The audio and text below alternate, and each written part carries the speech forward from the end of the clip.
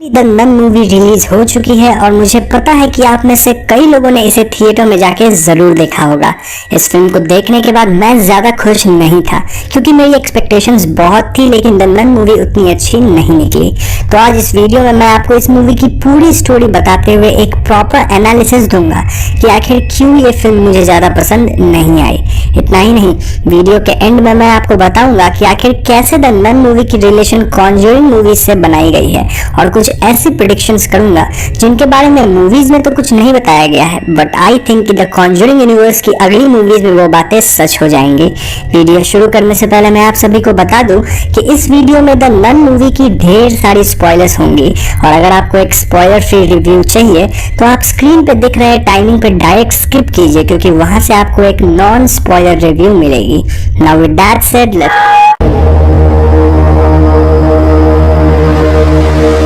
तो दोस्तों, मूवी की शुरुआत में हम दो नन्स को देखते हैं जो कि एबी के एक पर्टिकुलर कमरे की तरफ बढ़ रही थी।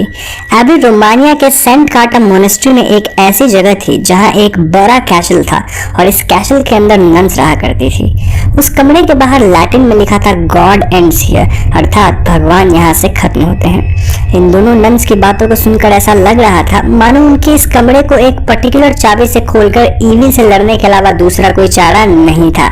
एक नन उस अंधेरे कमरे के अंदर जाती है और ठीक अगले क्षण हम उन्हें खून में लथपथ देखते हैं। वो दूसरी नन को चाबी देते हुए बोलती है कि उसे वो करना ही होगा वरना यह शैतानी शक्ति जीत जाएगी। उनकी बातें सुनकर दूसरी नन वो चाबी लेती है और वो खिड़की से बाहर कूदकर खुद को फांसी लगा देती है। इस सीन के एंड में हम देखते हैं एक ईविल नन की परछाई को। तो नेक्स्ट डे मॉर्निंग एक फ्रेंची नाम का बंदा एबी कैसल के नन्स के लिए क्वार्टरली सप्लाई पहुंचाने जाता है जब उसे वहां पिछली रात मरी हुई नन की डेड बॉडी रस्सी से लटकती हुई मिलती है। इस डेड बॉडी को कौवे खा रहे थे और अचानक से वो रस्सी एकदम से टूट जाती है। फ्रेंची इस सुसाइड की खबर तुरंत ही वेटिकन भेज देता है। तो अगली सीन वेटिकन की होती है जहां हम मिलते हैं फादर बर्ग से और वो बिशप फॉर्ने के बुलाने पर वेटिकन आए थे। बिशप बोलते हैं कि फादर बर्ग को रोमानिया के एबी नामक जगह पे जाना होगा जहां रिसेंटली एक नन ने सुसाइड कमिट किया है। फादर को इस केस की तहकीकात करनी थी और उन्हें ये इंश्योर करना था कि क्या अब तक एबी होली है, अर्थात क्या एबी अब तक पवित्र है। इस जर्नी पर फादर का साथ देंगे सिस्टर इरीन जो कि अभी पोस्टुलेंट थी, अर्थात वो अभी तक प्रॉपर नन बनने के लिए वाउज नहीं ली थी। बिशप फॉर्ने बोलते हैं कि उन्होंने इरीन को इसलिए चुना है क्योंकि सिस्टर इरीन को रोमानिया के जगहों के बारे में काफी कुछ पता है। तो इसके बाद फादर बर्ग मिलते हैं सिस्टर इरीन से और इन दोनों की बातों से हमें पता चलता है कि इरीन आज तक कभी रोमानिया गई ही नहीं है। तो फिर आखिर क्यों बिशप फॉर्ने ने इरीन को इस काम के लिए चुना जो कि अभी एक पोस्टुलेंट ही है? इसका जवाब आपको इसी वीडियो में आगे मिलेगा। तो फादर बर्ग और सिस्टर इरीन पहुंचते हैं रोमानिया और वो मिलते हैं उसी इंसान से जिसे नन की बॉडी मिली थी। ये एक फ्रेंच कैनेडियन बंदा था जिसे गांव के लोग प्यार से फ्रेंची बुलाते थे। फ्रेंची इन दोनों को गांव से एबी की तरफ ले जाता है और वो उन्हें बताता है कि एबी की नन्स कभी बाहर आती ही नहीं है और फ्रेंची हर 3 महीने पे खाने पीने का सामान इस जगह के फ्रीजर रूम में रख देता है। वहीं पे फ्रेंची ने उस लाश को भी रखा है ताकि वो लाश सड़ न जाए। इन बातों के दौरान हम देखते हैं कि फ्रेंची का घोड़ा एक पर्टिकुलर जगह से एकदम आगे नहीं बढ़ता है जिसकी वजह से इन तीनों को बाकी का रास्ता पैदल ही चलना पड़ता है। फ्रेंची का कहना था कि एबी इज कर्स्ड और ये बात इस जगह के घोड़े भी जानते हैं। नॉट ओनली दैट, हम व्यूअर्स को पता चलता है कि इस गांव के लोग एबी का नाम तक नहीं लेते हैं और अगर गलती से ये नाम उनके जवाब पे कभी आ भी जाता है तो वो थूकते हैं क्योंकि उनका मानना है कि ऐसा ना करने पे उन्हें भी शाप लगेगा। एनीवेज, ये तीनों पहुंच जाते हैं एबी के फ्रीजर रूम में जहां हम देख पाते हैं सुसाइड वाली नन की लाश। ये लाश एक स्लैब पे बैठने की अवस्था में थी और फ्रेंची तुरंत ही फादर को वार्न करता है कि उसने इस लाश को बिठाया नहीं था, मतलब लाश ने अपनी पोजीशन चेंज करी है। फादर बर्ग को इस लाश के हाथ में एक चाबी दिखती है जो हम व्यूअर्स ने मूवी की पहली सीन में देखा था और फादर उस चाबी को अपने पास रख लेते हैं। तो इसके बाद ये तीनों जाते हैं एबी के फ्रंट डोर पे जहां पे फ्रेंची ने इस लाश को पहली बार देखा था और सरप्राइजिंगली लाश का खून अब तक वहां सेमी लिक्विड स्टेट में था। आई मीन नन की मृत्यु हुए ऑलमोस्ट 1 वीक हो चुकी थी और अब तक तो खून सूख जाना चाहिए था। एनीवेज ये तीनों एबी के अंदर जाते हैं और हम व्यूअर्स एक नन को ऊपर की खिड़की से इन पे झांकते हुए देखते हैं। अंदर चैपल में इन्हें मिलती है एक और नन जो कि दूसरी तरफ मुड़ी थी और वो इन्हें अगले दिन सुबह मिलने को बुलाती है। वो बोलती है कि रात में फादर और सिस्टर यहीं रुक सकते हैं एंड फ्रेंची वापस गांव जाकर 2 दिन बाद इन्हें वापस लेने लौटेगा। इस पूरे सीन में हम व्यूअर्स इस नन की शक्ल तक नहीं देख पाते हैं और इस नन की आवाज भयानक सी थी। तो रात होती है और हम फादर और सिस्टर को बातें करते हुए देखते हैं। इन बातों के दौरान हमें पता चलता है कि आज से तकरीबन 20 साल पहले फादर बर्क ने फ्रांस में एक डैनियल नाम के लड़के का एग्जॉर्सिज्म किया था और इस एग्जॉर्सिज्म में डैनियल को इतने चोट आए थे कि वो कुछ ही दिन में अपनी जान गंवा बैठा। एग्जॉर्सिज्म से पहले सभी लोग मान रहे थे कि डैनियल एकदम ठीक हो चुका है, लेकिन फादर बर्क को पता था कि कोई इविल एंटिटी अब भी डैनियल के अंदर थी। उन्हें डैनियल के मर जाने का बहुत ज्यादा दुख था। सिस्टर अरीन भी बताती है कि उन्हें बचपन में अजीब विजन्स आते थे जिसमें हमेशा होता था मेरी पॉइंट्स द वे और एरीन के पिता उसे पागल समझ रहे थे। उस वक्त बिशप फॉर्ने ने ही एरीन की मदद करी थी जिनसे हमने फादर बर्क को स्टार्टिंग सीन में मिलते देखा था और शायद यही वजह है कि बिशप ने सिस्टर एरीन को इस काम के लिए चुना क्योंकि उसकी विजन्स यहाँ हेल्पफुल हो सकती है। दूसरी तरफ हम फ्रेंची को वापस गाँव जाते देखते हैं जहाँ उसे रास्ते में वही नन दिखती है जिसने खुद को फांसी लगाई थी। फ्रेंची उस नन का पीछा करता है और अचानक से उसके सामने उस नन की डेड बॉडी फांसी लगाते हुए आती है। रस्सी टूटती है और ये डेड बॉडी फ्रेंची के ऊपर गिरती है जिसके बाद हम इस डेड बॉडी में जान आते देखते हैं और वो एक ज़ॉम्बी की तरह फ्रेंची पे हमला करती है। फ्रेंची तुरंत ही पास में गड़े हुए क्रॉस को लेता है और किसी तरह वहां से जान बचाकर भाग जाता है। On the other hand Father Burke की रात को नींद खुलती है एक म्यूजिकल डिवाइस के बजने की आवाज से। जब वो इस डिवाइस के पास जाते हैं तो ये डिवाइस अपने आप बंद हो जाती है और कोई अनजान आकृति फादर को पीछे से बुलाती है। फादर इस अनजान आकृति का पीछा करते हैं और बाहर एबी के कब्रिस्तान की तरफ जाते हैं जहां इन्हें दिखता है डैनियल। जी हाँ दोस्तों, डैनियल एकदम से एक इविल एंटिटी में तब्दील हो जाता है और उसके मुंह के अंदर से एक सांप निकलता है। ये सांप फादर पे हमला करता है जिससे फादर सीधा गिरते हैं एक कॉफिन अर्थात कब्र के अंदर। इस कॉफिन का लिड अपने आप बंद हो जाता है और फादर बर्क इसके अंदर फंस जाते हैं जिसके कारण वो मदद के लिए चिल्लाने लगते हैं। अब दोस्तों, पहले के जमाने में कॉफिन के बाहर एक बेल लगा होता था और उस बेल को बजाने के लिए एक थ्रेड कॉफिन के अंदर दिया जाता था। ऐसा करने का कारण ये था कि उन दिनों कोई भी वाइड स्प्रेड डिजीज फैलने से लोग अगर हिलना डुलना बंद कर देते थे तो उन्हें मृत मान लिया जाता था। मृत लोगों को कॉफिन में डाला जाता था और अगर वो डिजीज इंसान किसी तरह से वापस होश में आया तो वो इस थ्रेड की मदद से बेल बजाकर लोगों को आगाह कर देगा कि वो अब तक जिंदा है, जिसके परिणाम अनुसार लोग उसे कॉफिन से बाहर निकालेंगे। इस बेल वाली कॉन्सेप्ट को हमने एक और मूवी में देखा है जिस मूवी का नाम था ऑटोप्सी ऑफ जेन डो। अब मैं आपको ये सब इसीलिए बता रहा हूँ क्योंकि जिस कॉफिन में फादर बर्क गिरे थे उसमें भी एक बेल के लिए थ्रेड थी जिसकी मदद से फादर बेल बजाकर सिस्टर एरीन को मदद के लिए बुला रहे थे। दूसरी तरफ सिस्टर एरीन की नींद खुलती है और हम उसके पीछे भी एक नन की आकृति को देखते हैं।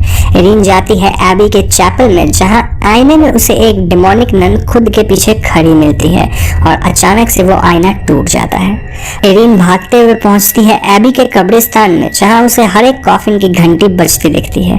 एरीन आंखें बंद करती है और उसे विजन्स आती है उस कॉफिन की जिसमें फादर बर्क थे और वो एक कुल्हाड़ी की मदद से जमीन खोदकर कॉफिन को बाहर निकालने की कोशिश करती है। कॉफिन के अंदर हम एक डिमोनिक हैंड को फादर बर्क पे हमला करते देखते हैं, लेकिन इससे पहले फादर को कोई नुकसान होता एरीन उन्हें कॉफिन से बाहर निकाल लेती है। दोस्तों, शायद एरीन के इन्हीं विजन्स के कारण बिशप ने उसे फादर के साथ भेजा था क्योंकि एरीन को हमेशा मेरी पॉइंट्स देवे वाली विजन्स आती थी और इससे यह साबित होता है कि कहीं ना कहीं भगवान एरीन को एक पर्टिकुलर मकसद के लिए वो विजन्स दिखा रहे थे। एनीवेज, ये थ्योरी मेरी अपनी पर्सनल है तो गलत भी हो सकती है, सही भी हो सकती है। तो हम स्टोरी में आगे बढ़ते हैं। नेक्स्ट डे मॉर्निंग होती है जब फादर बर्क और एरीन जाते हैं वापस से एबी के अंदर और वो लोग खोज रहे थे एबीस नन को जिनसे उनकी मुलाकात एक दिन पहले हुई थी। आज एबी के मेन डोर पे और भी ज्यादा खून था। एबी के अंदर जाने के बाद सिस्टर एरीन और फादर बर्क अलग अलग रास्ते जाते हैं और फादर बर्क ने सिस्टर एरीन को वही चाबी रखने दी थी जिसे हमने मूवी के पहले सीन में देखा था। एरिन को एबी में और भी कई सिस्टर्स प्रे करती हुई मिलती हैं और उनमें से एक सिस्टर का नाम था सिस्टर ओआना। ओआना बताती है कि उनके बीच एक शैतानी शक्ति है जो कि एक नन का रूप लिए ही इस एबी में घूमती है और उस शैतानी शक्ति को रोकने के लिए ये लोग बारी बारी से लगातार प्रे करती हैं। वो बताती हैं कि कई जमाने पहले एक ड्यूक ऑफ सिंकार्था ने इस एबी के अंदर एक रिचुअल करा जिससे हमारी दुनिया का कनेक्शन शैतान की दुनिया यानी नरक से बन गया। इस कनेक्शन से नरक और पृथ्वी के बीच एक गेटवे बना जिसके थ्रू ये डीमन हमारी दुनिया में आने की कोशिश करने लगा। कैथोलिक्स ने इस ड्यूक को मार गिराया और उन्होंने इस गेटवे को बंद किया एक बहुत ही एंटिक रेलिक की मदद से जिसके अंदर था जीसस क्राइस्ट का खून। इस खून को सबसे ज्यादा पवित्र चीज मानी जाती है। दूसरी तरफ हम फादर को कुछ बुक्स पढ़ते देखते हैं जहां उन्हें इस डीमन के बारे में कुछ और भी चीजें पता चलती है।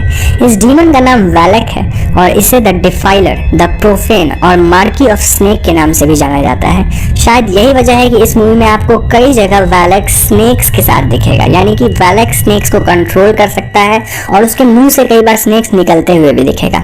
एनीवेज, ये वही डीमन है जिसे ड्यूक ने एक गेटवे के थ्रू इस एबी के अंदर बुलाया था और कैथोलिक्स ने उस गेटवे को वापस बंद कर दिया था। लेकिन कुछ साल पहले वर्ल्ड वॉर 2 के टाइम इस एबी पे हमला हुआ था जहां एबी की दीवारों को तोपों से जगह जगह पे तोड़ा गया था। इस हमले में शायद वो गेटवे भी टूट गया था और तभी से ये डीमन वैलेक इस एबी को हॉन्ट कर रही है।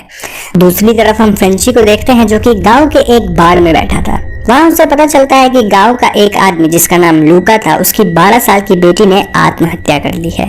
बार का ओनर मान रहा था कि ये सब उस शापित जगह एबी के कारण हो रही है और चूंकि फ्रेंची ने 2 लोगों को एबी छोड़ा है वो लोग भी निश्चित ही मारे जाएंगे। इसके बाद हम वापस देखते हैं एबी इस नन को जो फादर बर्क से बातें कर रही थी। जब फादर इस नन का फेस कवर हटाने की कोशिश करते हैं तो ये नन इन पे हमला कर देती है और एक्चुअल में ये एक स्केलेटन या फिर आप कह सकते हो ज़ॉम्बी टाइप की थी। अब इससे पहले ये शैतानी शक्ति फादर को नुकसान पहुंचाती, हम देखते हैं फ्रेंची को जो कि एक शॉटगन लेकर फादर और सिस्टर की मदद करने वापस एबी पहुंच चुका था।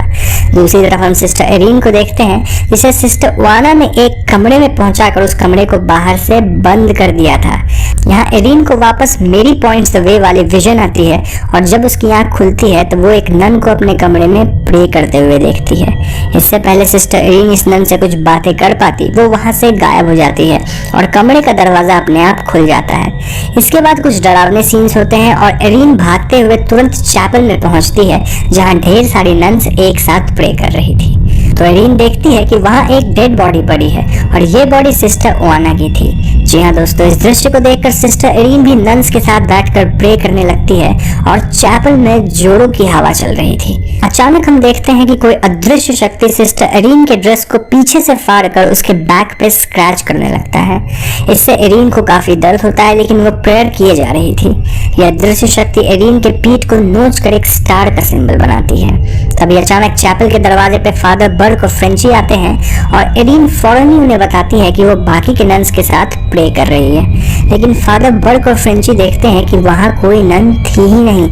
जी हाँ दोस्तों, इसका मतलब एबी की हर एक नन ऑलरेडी मारी जा चुकी है और जिस किसी नन को भी एरिन देख पा रही थी वो सभी वैलेक का एक छलावा था। इतना ही नहीं, डीमन वैलेक को यहाँ से बाहर जाने के लिए एक बॉडी को पजेस करना होगा और इसीलिए शुरुआत के सीन में एक सिस्टर ने खुद को फांसी लगाकर अपनी कुर्बानी दी थी ताकि वैलेक उसके शरीर को पजेस न कर सके। इन शॉर्ट, वो एक सुसाइड नहीं बल्कि एक सैक्रिफाइस थी।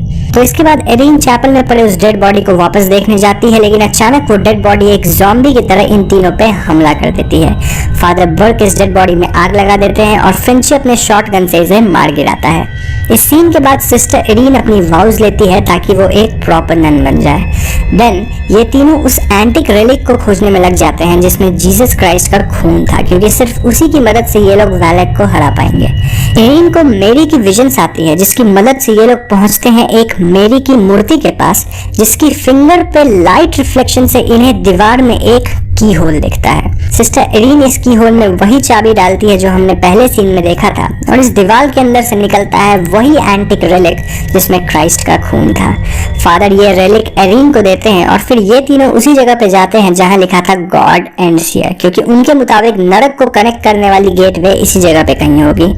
अंदर जाने के बाद तीनों अलग अलग डायरेक्शंस में जाते हैं और यहाँ दोस्तों कई जंप स्केयर्स और नॉइजी सीन्स हैं जिन्हें मैं बोलकर आपको नहीं समझा पाऊंगा क्योंकि वो खुद से देखने वाली चीज है।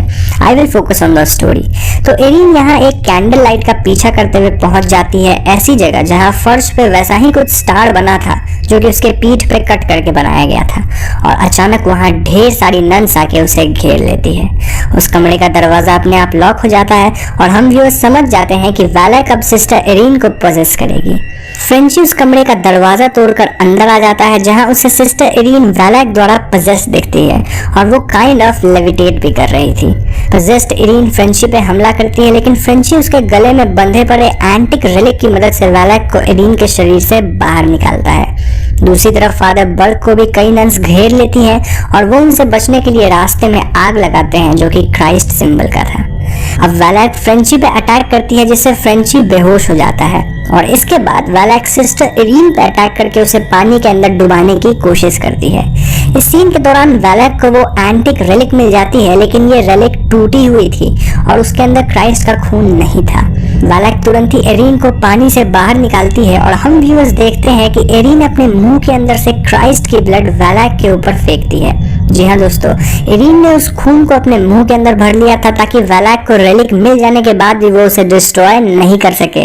होली खून के छींटे पड़ते ही वैलेक वहां के वाटर के अंदर खींची चली जाती है और हम व्यूअर्स देखते हैं कि एबी की गेटवे वापस से सील हो गई थी। तो इसके बाद फ्रेंची पानी में कूदकर डूबते हुए सिस्टर इरीन को बचाता है और फादर बर्क भी वहां आते हैं। तीनों एबी से बाहर जाकर उन सारी सिस्टर्स को प्रॉपर बरियल देते हैं जिन्हें वैलेक ने अपना शिकार बनाया था। सिस्टर इरीन बोलती हैं कि एबी वापस से होली अर्थात पवित्र हो चुका है। इस विलिंग सीन के दौरान हमें फ्रेंची का असली नाम पता चलता है and his name was Morris. Valak demon हमेशा के लिए हमारी दुनिया से वापस चली गई थी, या फिर ये डीमन अब तक हमारी दुनिया में है। तो फिर ये तीनों बैठते हैं टांगे पे और हम व्यूअर्स फ्रेंची के गर्दन पे एक उल्टे क्रॉस का निशान देखते हैं। जी हाँ दोस्तों, वैलेक ने एक्चुअली फ्रेंची को उसी वक्त पोजेस कर लिया था जब उसने वैलेक को इरीन के शरीर से बाहर निकाला था। हम व्यूअर्स को वो पोजीशन वाली सीन दिखती है जहाँ वैलेक के मुंह के अंदर से सांप निकलकर फ्रेंची के मुंह के अंदर चला गया था। इसका मतलब फाइनली वैलेक अब उस एबी को छोड़कर हमारी दुनिया में आ चुकी थी जो कि फिलहाल फ्रेंची के शरीर में थी। तो इस घटना के 20 साल बाद हम देखते हैं द कॉन्जरिंग मूवी की इवेंट्स जहां वॉरेन एक प्रेजेंटेशन दे रहे होते हैं ऑन ए पोजेस्ड गाय जो कि और कोई नहीं बल्कि फ्रेंची था जिसका असली नाम मॉरिस है, और इट सीम्स वो पोजेशन के बाद फ्लुएंट लैटिन बोलने लगा था, जबकि हम व्यूअर्स जानते हैं कि he was a French Canadian guy. Frenchie के शरीर पे उल्टे क्रॉस बनने लगे थे और वो लोरेन को वार्न भी करता है जहां लोरेन को विजन्स आती है एड के मरने की। इस सीन में हम पेरन फैमिली के कैरोलिन को देख पाते हैं जो कि इसी प्रेजेंटेशन में बैठी थी। मूवी यहीं पे खत्म हो जाती है। तो दोस्तों ये थी द नन मूवी की कॉन्जरिंग मूवी से लिंक, और मुझे पूरी उम्मीद है कि आप इस लिंक को समझ ही गए होंगे और आप ये भी समझ गए होंगे कि आखिर क्यों बिशप ने सिस्टर इरीन को चुना था। अब मैं आपको अपने कुछ प्रेडिक्शंस बताऊंगा जो कि फिल्म में तो नहीं है लेकिन मेरे हिसाब से ये बातें सच हो सकती है। तो सबसे पहली बात ये कि आप व्यूअर्स नोटिस करेंगे दैट सिस्टर इरीन और लॉरेन वॉरेन की शक्ल मिलती जुलती है। ऐसा इसलिए है दोस्तों क्योंकि टेसा फार्मिगा जिन्होंने सिस्टर इरीन का किरदार निभाया है और वेरा फार्मिगा जिन्होंने लॉरेन वॉरेन का किरदार निभाया है, ये दोनों रियल लाइफ सिस्टर हैं। जी हाँ, और अगर आपने नोटिस किया होगा तो सिस्टर इरीन को वैसी ही विजन्स आती है जैसे कि लॉरेन वॉरेन को, विच मीन्स कि मूवी में भी शायद ये दोनों आपस में किसी तरह से रिलेटेड होंगे। जेम्स बॉन्ड ने अपने इंटरव्यू में बताया था कि उनके दिमाग में ऑलरेडी द नन 2 की स्टोरी चल रही है और शायद उस मूवी में हमें फ्रेंची की एग्जॉर्सिज्म अच्छे से देखने को मिले। तो दोस्तों ये थी द नन मूवी की पूरी स्टोरी प्लस कुछ पॉइंटर्स जो मुझे पर्सनली लगा कि वो सच हो सकती है। बहुत ही जल्द मैं इस फिल्म से रिलेटेड एक ऐसी वीडियो बनाऊंगा जिसमें मैं फिल्म को और भी डिटेल में ब्रेक डाउन करते हुए इससे जुड़ी कुछ थ्योरीज प्रेडिक्ट करूंगा जिन्हें जानकर आप हैरान हो जाएंगे। फिलहाल ये वीडियो लंबा हो रहा है तो फॉर नाउ मैं इस फिल्म को 5 डिफरेंट एस्पेक्ट्स में या फिर यूं कहें कि 5 डिफरेंट पिलर्स पे रेट करूंगा। तो सबसे पहले पिलर जो हमारे सामने आती है वो है इस फिल्म की स्टोरी। मुझे पर्सनली इस फिल्म की स्टोरी कुछ खास पसंद नहीं आई क्योंकि it was very straight forward और फिल्म में मिला जुला कर बस एक ही ट्विस्ट थी। फिल्म में स्टोरी बहुत ही स्लोली आगे बढ़ती है और इस फिल्म को देखते वक्त आप क्लियरली समझ पाएंगे कि डायरेक्टर ने बस हम व्यूअर्स को जंप स्केयर्स और डिफरेंट साउंड इफेक्ट्स के जरिए डराने की कोशिश करी है। इससे कई बेहतर स्टोरी द कॉन्जरिंग और द कॉन्जरिंग 2 की थी, जहां हम व्यूअर्स को स्टोरी के अंदर मल्टीपल लेयर्स देखने को मिली थी। तो स्टोरी में मैं इस फिल्म को देना चाहूंगा 2.5 आउट ऑफ 5 स्टार्स और 2.5 भी बस इसीलिए क्योंकि इस मूवी का द कॉन्जरिंग मूवी से लिंक बहुत ही अच्छा है। नाउ दूसरी पिलर है acting and I feel this is the only pillar जहां मूवी थोड़ी स्ट्रांग है। Taissa Farmiga, Jonas Bloquet, Damian Bichir और बोनी एडम्स ने कमाल की एक्टिंग करी है और इन्होंने ही इस फिल्म को बांध कर रखा है। हालांकि आप इस फिल्म में इन्हें ज्यादातर समय भागते, चिल्लाते या डरते ही देख पाएंगे, लेकिन जब भी इन्हें मौका मिला इन्होंने अच्छी एक्टिंग का प्रदर्शन किया। इस फिल्म में सपोर्टिंग एक्टर ज्यादा है नहीं और जो है उन्हें भी बहुत ही कम स्क्रीन टाइम मिला है। तो एक्टिंग में मैं इस फिल्म को देना चाहूंगा 3.5 आउट ऑफ 5 स्टार्स। नाउ अगली पिलर है डायरेक्शन एंड आई थिंक ये इस फिल्म की वीकेस्ट पिलर है। I mean this film was very noisy. Most of the time आपको बिना मतलब के जंप स्केयर सीन मिलेंगे और अलग अलग ज़ॉम्बी फाइट लोग हीरोज पे अटैक करते रहेंगे। स्टोरी को एक अच्छी तरह से दिखाने के बजाय डायरेक्टर ने हम व्यूअर्स को डराने की ज्यादा कोशिश करी है और यही वजह है कि आपको इस फिल्म के बैकग्राउंड में अजीब से साउंड इफेक्ट सुनने को मिलेंगे जो कि लाउड है और उतनी अच्छी भी नहीं है। मेरे हिसाब से डायरेक्टर को मूवी की स्टोरी को थोड़ा और अच्छे से पोर्ट्रे करना चाहिए था और कुछ जंप स्केयर्स कम भी होते तो कोई नुकसान नहीं था। एनीवेज डायरेक्शन में मैं इस फिल्म को देना चाहूंगा 1.5 आउट ऑफ 5 स्टार्स। चौथी पिलर है स्क्रीन प्ले और यहाँ ये फिल्म ठीक ठाक है।